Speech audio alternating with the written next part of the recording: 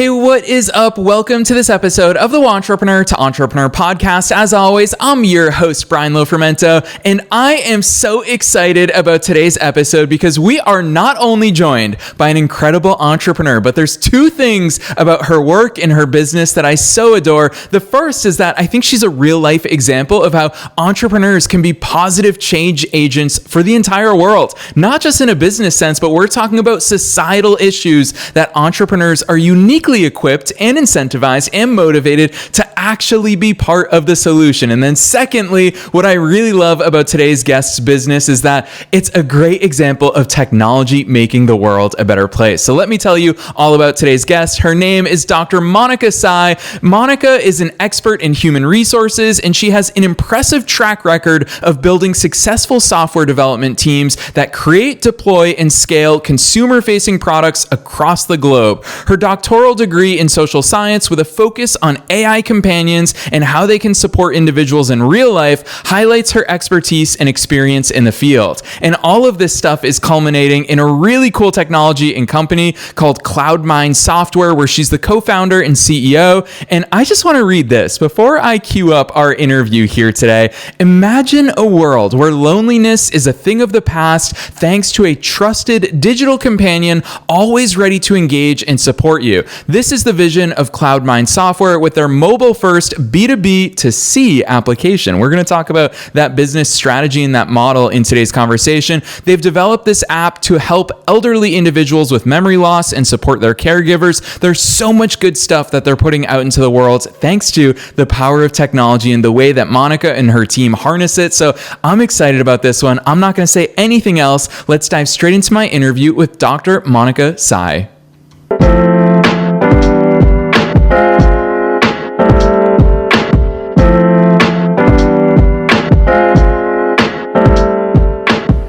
All right, Monica, I'm so excited to have you here on the show today. First things first, welcome to the show.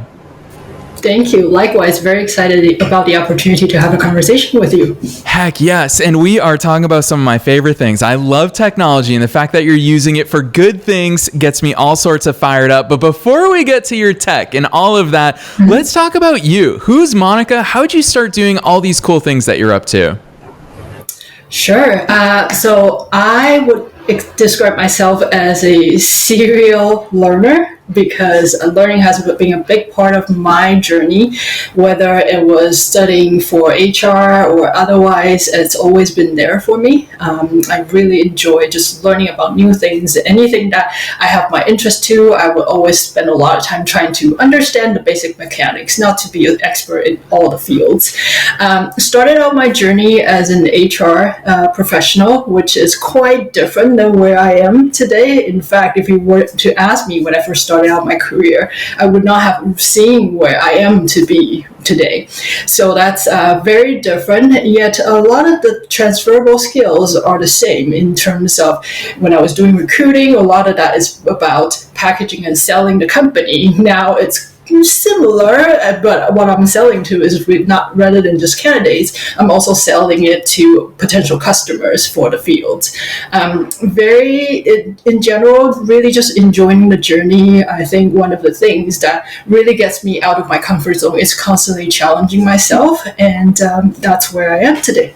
Yes, I love that overview, especially that note that you ended it on of challenging yourself. Monica, you are taking on one of society's biggest problems, and obviously memory loss and our aging population are things that here in the United States we face. I know that you're based in Canada, and really it's a global crisis. It's something that we can't ignore. We're all faced with it, whether it's on a really personal level for those of us with aging parents or people who just, one day it's going to be us on the other side, Monica. And so with that in mind, I'd love to hear your perspective on the fact that you not only saw this need in society, but you decided, I'm going to use my entrepreneurial superpowers and I'm going to be part of that solution. Yeah. It actually started out when me and my co-founder was toying around the idea of, hey, what if there is a companion where people can just access to wherever, whenever they are, whenever they need it there. What does that look like? And during that time, obviously my parents are aging, and with aging parents, we talk about what are some of the usage that can be doing good for the world.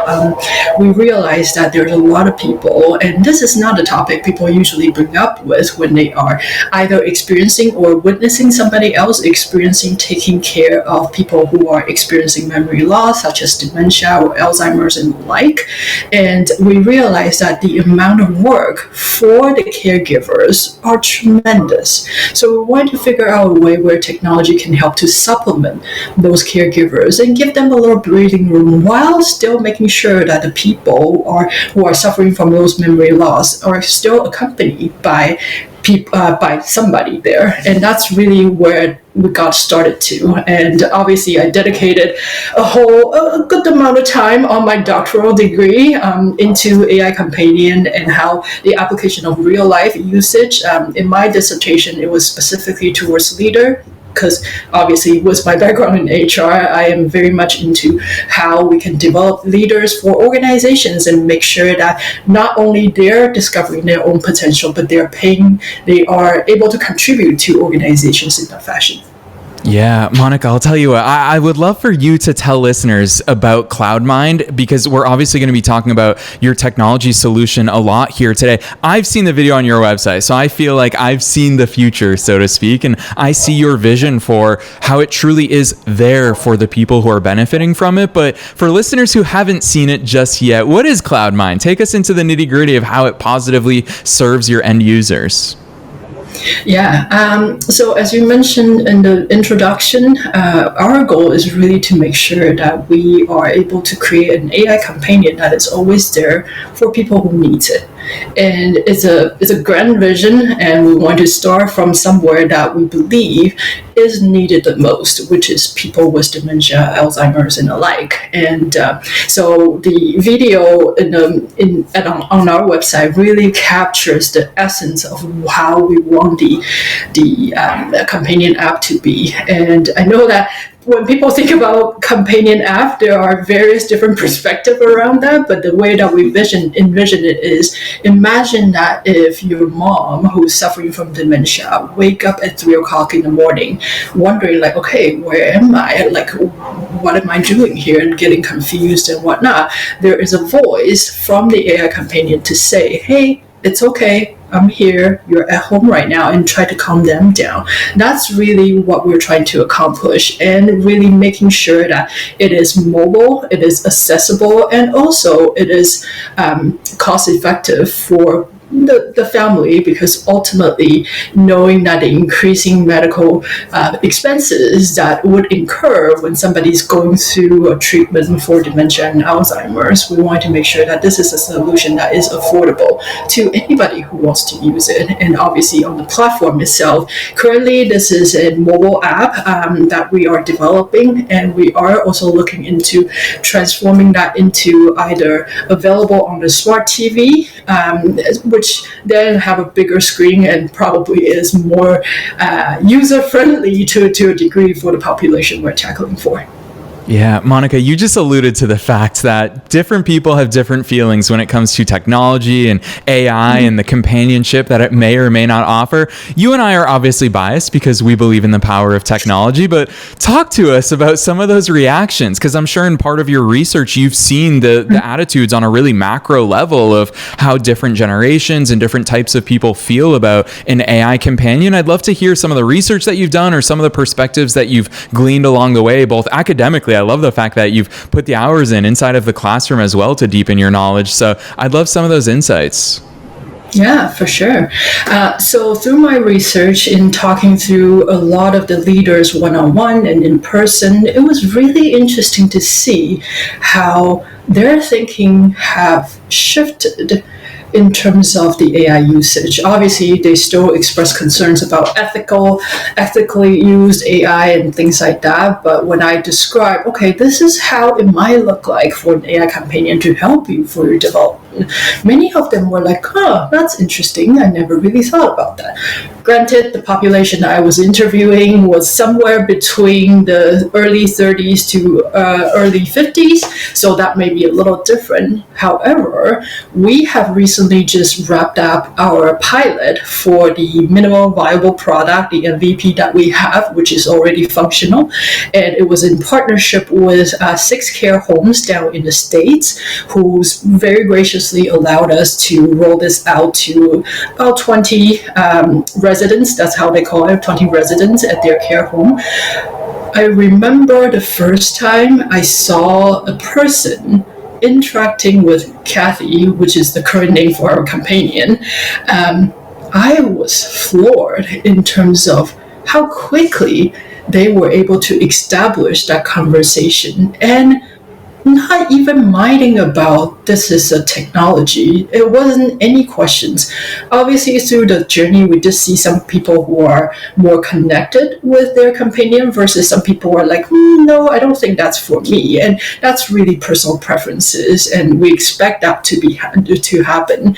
At the same time, I was truly humbled when I can see the elderly individuals interacting with the companion for hours and hours on. Another example I can give you is one of the residents during our pilot phase. She was able to sing with the companion, though our companion doesn't sing yet.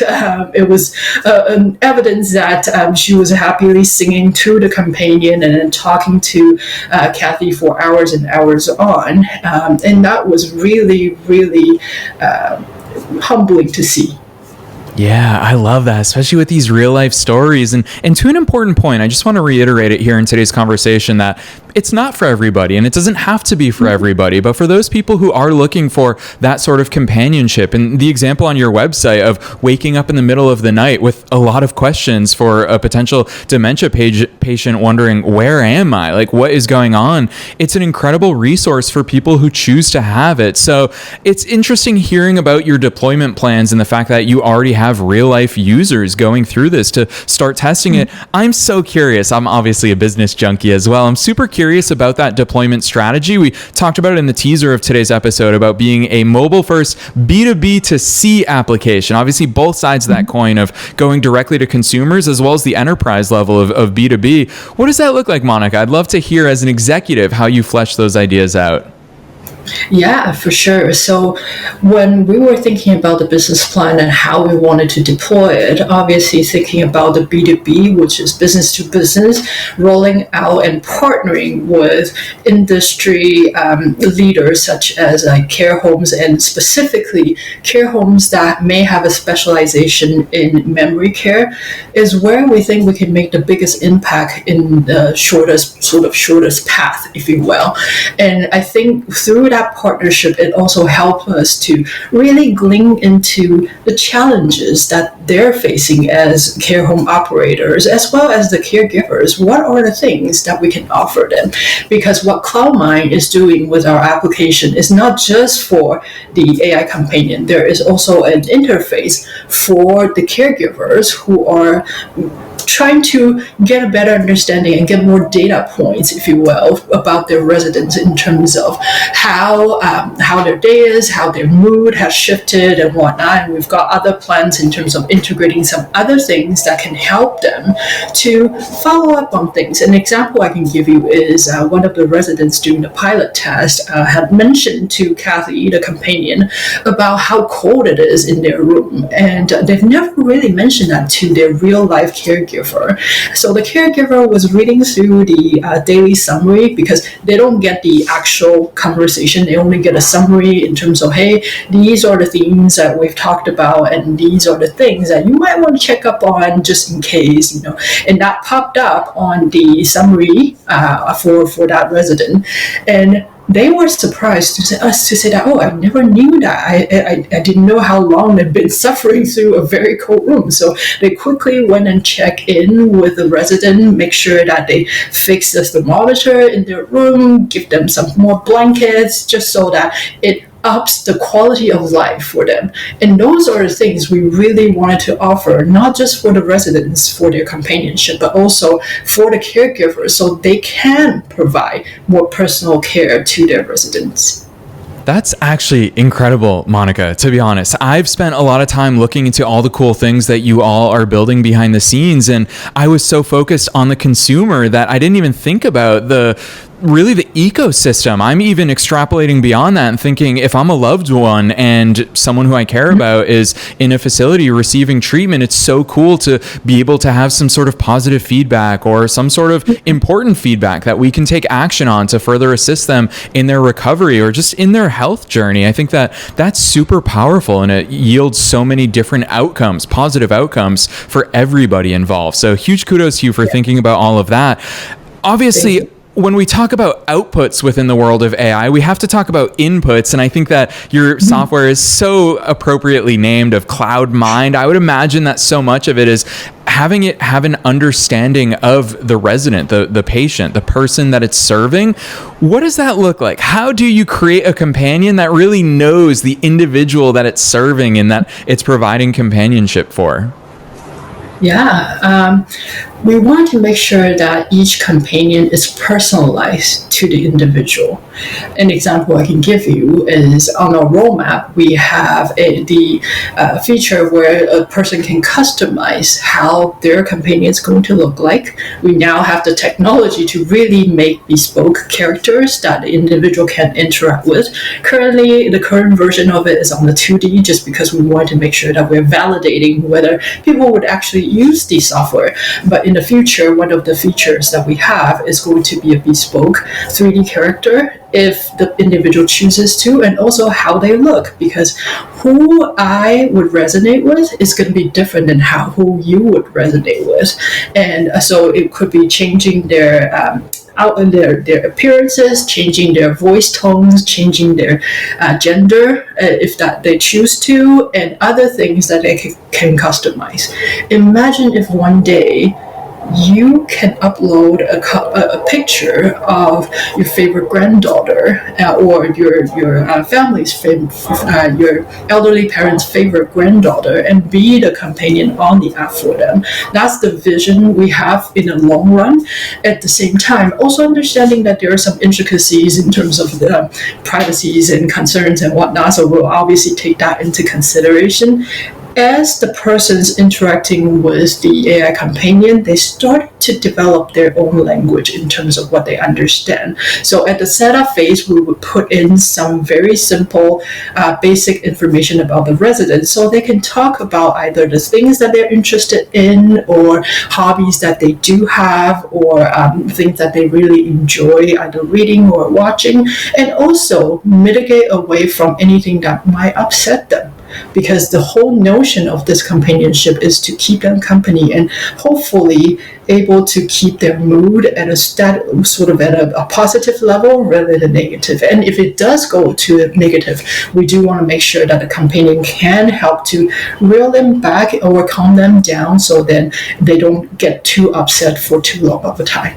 Yeah, Monica, all of this stuff is just proving that you've thought about so many different angles of this sort of technology being deployed in real life settings. So you brought up privacy and security. Obviously, with any AI or technology, that's something that people want to talk about, and it's something that's a real consideration. So Monica, you've thought about things that I haven't even thought about to ask. So give us some insights there for people who are probably thinking, well, gosh, an AI companion in the room that's so intimate with my loved one.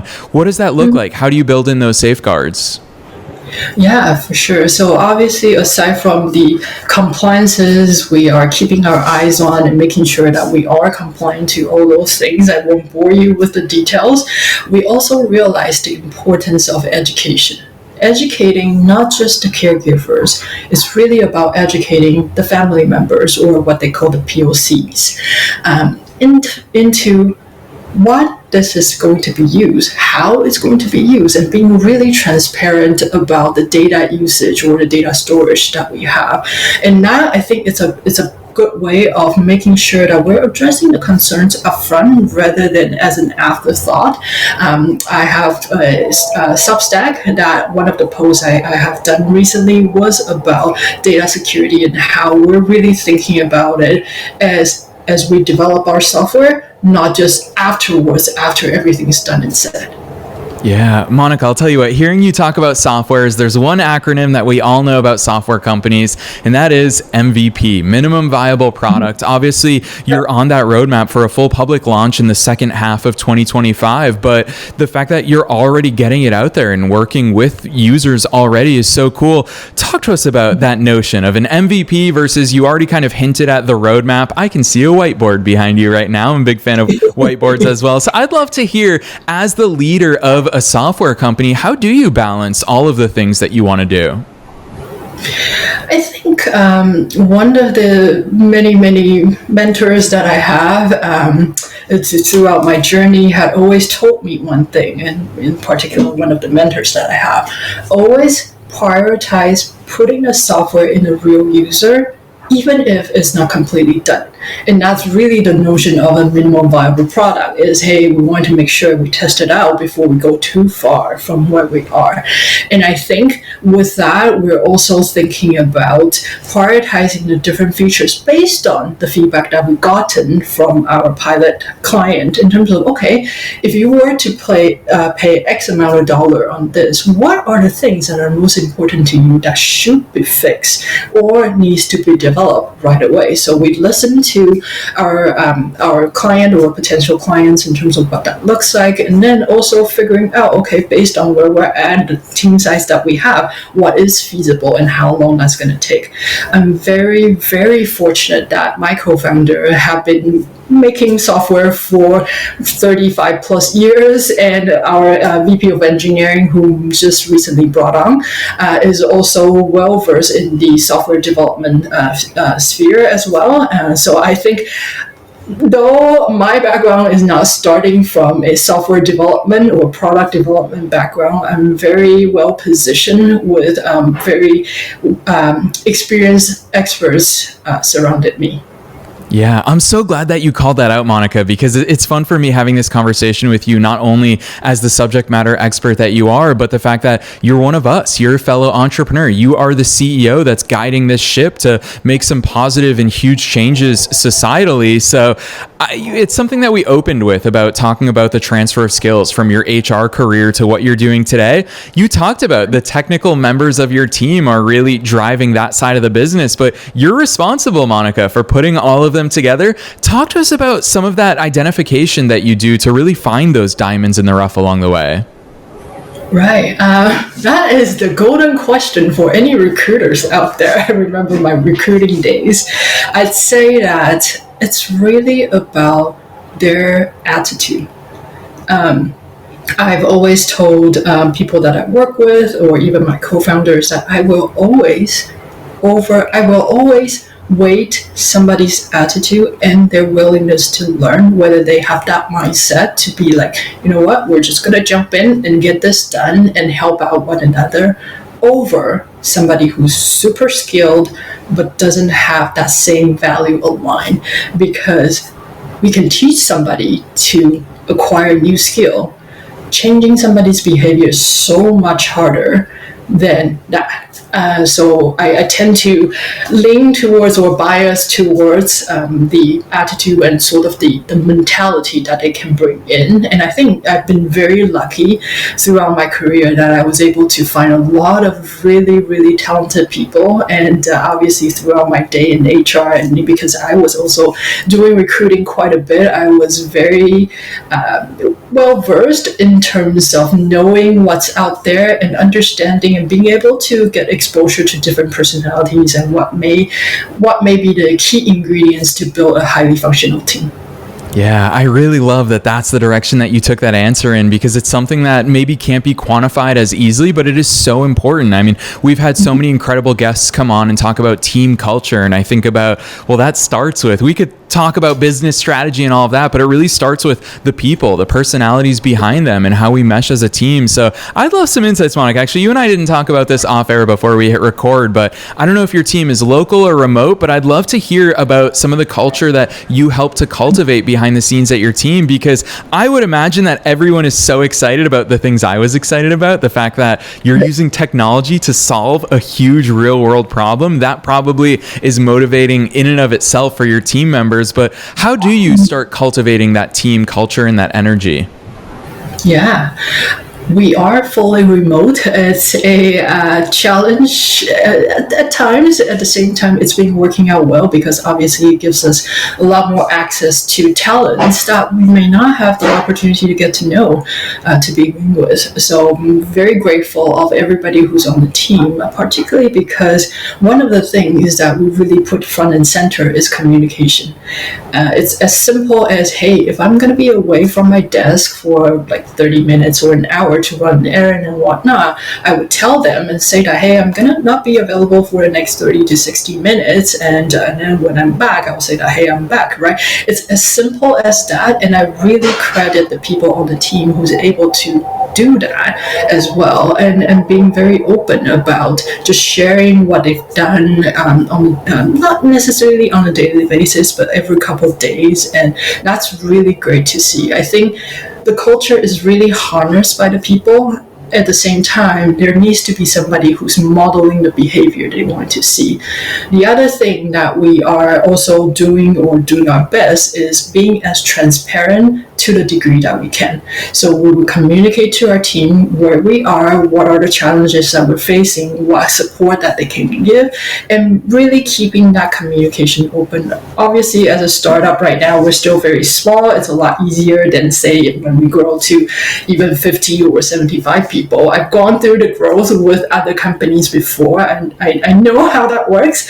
At the same time, I think if we are able to maintain those core values we have as an organization, that's going to help us in the long run.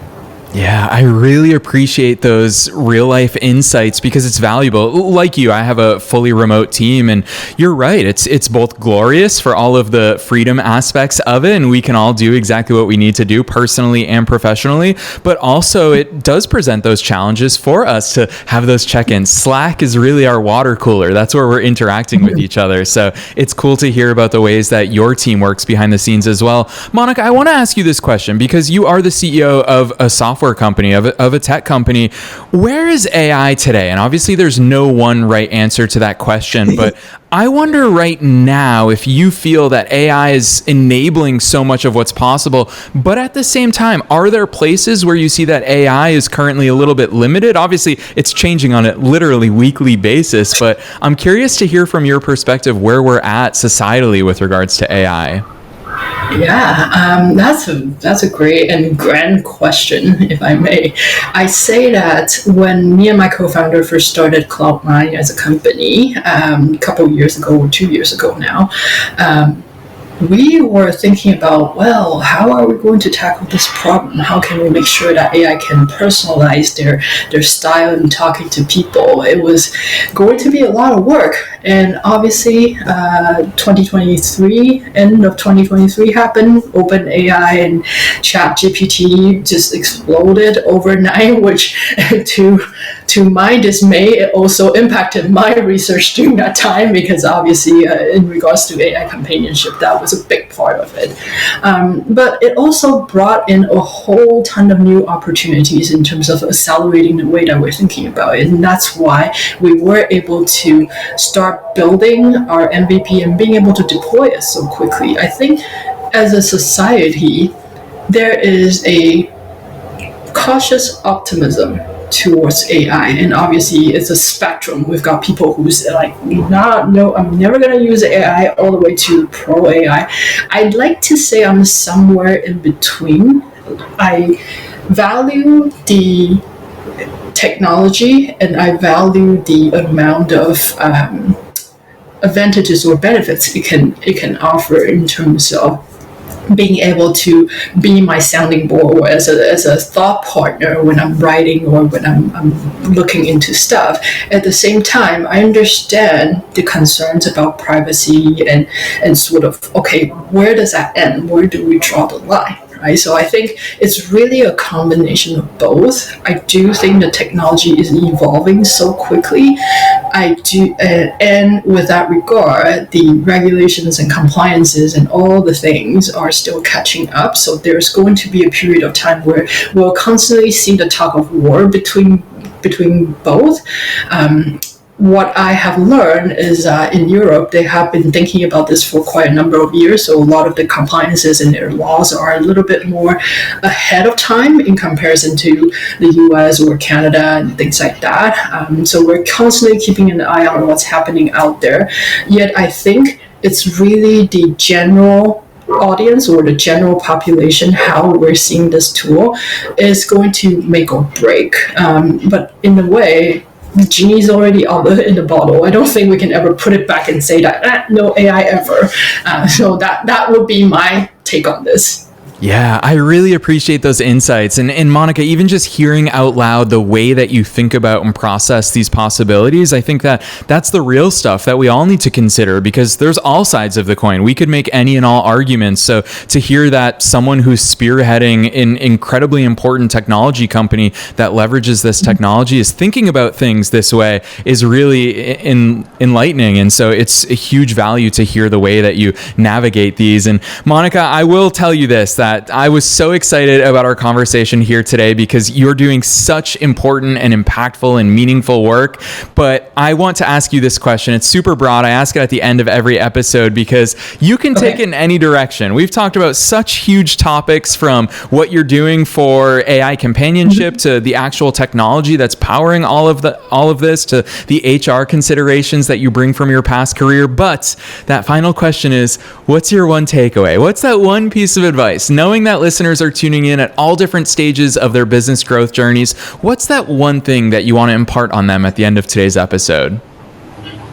I would say jump in with both feet. Have no fear. And I think that have been not necessarily the exact word for my model or the mantra that I hold. I do think that whenever I do that, when I jump into something with no fear and with both of my feet, I get to learn a whole ton and experience a lot of different things I wouldn't have otherwise. So that's what I would say. Yes, so listeners, if you are looking for that sort of encouragement to round out an incredible 2024 as we head into a new year, then this is the real life insights from an incredible CEO and executive entrepreneur of a tech company that's going to be making a lot of waves in 2025. So Monica, I so appreciate that advice and that encouragement for all of our listeners worldwide. And with all of that said, here we are ringing in a new year in 2025, which is going to be a huge year for CloudMind. So the floor is yours. Tell listeners where they can go to follow your journey, your full launch in the second half of 2025. Drop those links on us. Where should they go from here?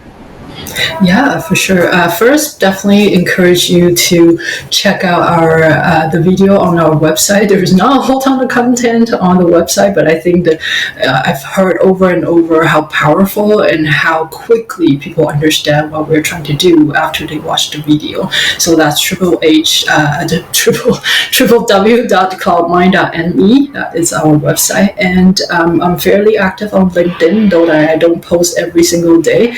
I do have a weekly newsletter, which is free to subscribe through Substack. Feel free to sign up on it and glean into sort of the thinking I have for either technology, companionship, AI, leadership. Those are the main topics that I tend to cover on, and it comes out on a weekly basis. So hopefully it's not too much of a read for you in your inbox. Yes, listeners, so much goodness. This should not be the end of your journey with Dr. Monica Tsai here today. You heard about her free newsletter. Go sign up. We're linking to it down below in the show notes. We're also dropping all the links that she mentioned, including a link to her business website at cloudmind.me. You can click right on through below. And I'm going to tell you all this about the video that you're going to see on there. It's immediately going to share with you the possibilities of AI companionship, but at the same time, it's going to show you the harsh realities of the problems and challenges that so many elderly people face with regards to dementia or Alzheimer's or a lot of the things that we talked about today. So it's not the rosiest video, but it is a very real video that is going to show you the path that technology driven by Monica and her team can positively use to change the world. So definitely go check that out. Otherwise, Monica, on behalf of myself and all the listeners worldwide, thanks so much for coming on the show today. Likewise, thank you so much for the opportunity to share some insights, and it's been a pleasure being on here.